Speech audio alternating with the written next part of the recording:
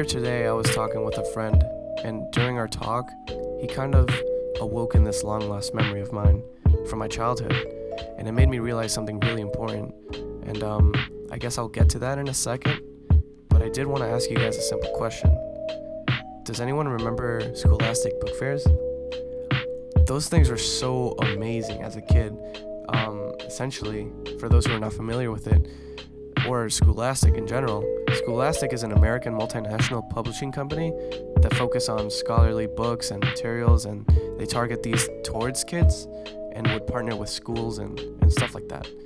And somewhere in their career, they introduced book orders to schools, thousands of schools, and I'm not sure if it was outside of the US, but from my experience, it was in the US, and basically a teacher would hand out these booklets to students, and in these booklets were descriptions of books, pictures of books, and other stuff as well, and you would bring it home, you'd bring it back, and the school would order all these books for the kids that wanted them, and would bring it back to them essentially.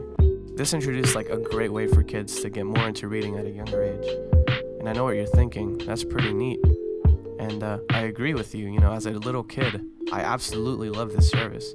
And I remember ordering Percy Jackson books. I remember ordering like all of my Geronimo Stilton books from this service. And I just remember reading these, and I'm pretty thankful for Scholastic for even introducing this to us.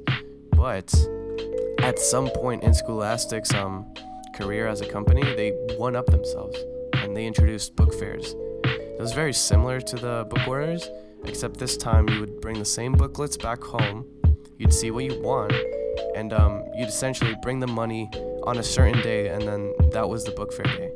And I think it was multiple days as well, but it could have differed in different schools and stuff. The book fairs usually took place in your school's library, and it was set up to be this massive, huge pop-up shop in your school with like hundreds of books, educational toys, school equipment, and like a very select few educational like video games. And every kid I knew that went to these were like super happy.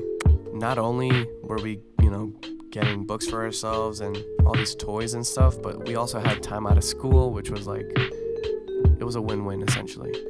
Anyways, because of my interaction earlier, I was able to remember this whole situation here, so I remember that one year in like early elementary, I didn't know how life-changing that would be, but I do remember going to one of these book fairs, and I walked in with maybe $30 in my pocket or $40, whatever my mom gave me that day, and I was looking at the books to buy and a bunch of other stuff, and I remember grabbing a book, but that wasn't the only thing I bought that day.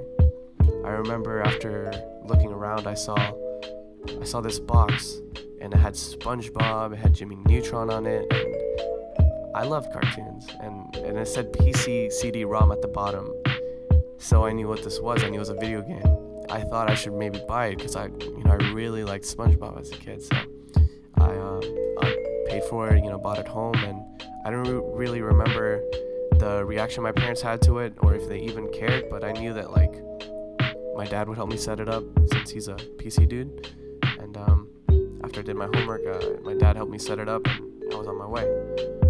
Now the thing is, I tried setting the same game on my computer for this video, and I was having some issues, so I'll be using footage that's not mine, so just keep that in mind. I essentially rickrolled myself as a kid. I expected some type of video game that lets you play as SpongeBob and all these characters, but I actually just received a video editing software for kids. And I didn't really know to appreciate it, I guess, that early in.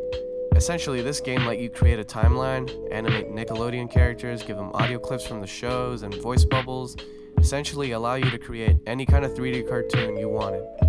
I guess it kind of sucked in the beginning, but I started messing around, and it took me a while before I created my very first animated short. And then I started creating my second one, and then my third one. And my memories are super limited when I think of this game, but I do remember one thing, and that was listening to Mr. Krabs say, "Do you smell it? That smell. The kind of smelly smell. A smelly smell that smells smelly." I listen to him say this so much because it was fucking hilarious for me as a kid. And it was that exact same line that my friend told me today that made me remember this game in the first place. I guess the real message of this video is that whatever your passion in life is, it very well may be tied to an early memory from your childhood. Even if you don't see a passion, if you feel lost or confused or you don't seem to have a dream right now, I would encourage you to try looking back. I truly believe that oftentimes you will be able to see an origin point to your quote-unquote purpose in life. I was actually able to pinpoint mine today, thankfully. Thank you, Fateh.